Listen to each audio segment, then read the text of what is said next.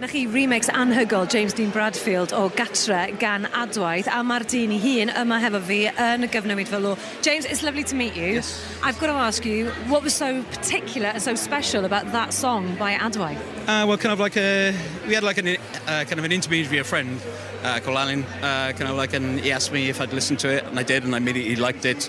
And lots of the sounds on there just remind me of.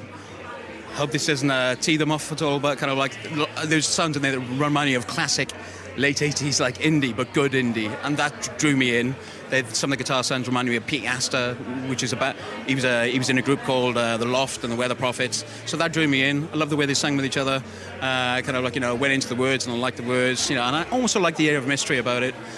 I just liked it, so that was the simple reason. I had another motive as well. It was a particularly bad time of the year, The World Cup was on, we weren't in the World Cup.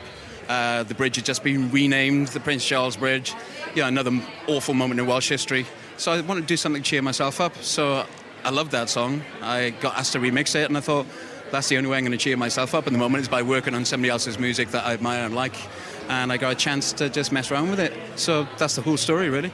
And supporting all this amazing talent that's, here in Wales these days. How important is that, James? On a night like tonight, Manics were on the shortlist, but then there was some amazing new talent too. Of course, yeah. I mean, it's a bit of an anomaly that somebody like us would be at a prize like this, because it deep down, you think it should be about younger music.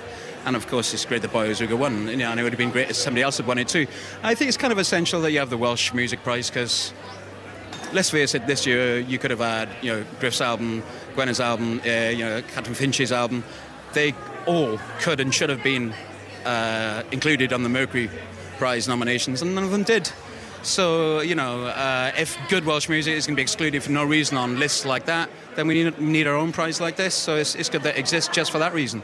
Excellent. James, thank you very much. Diolch yn fawr. Diolch.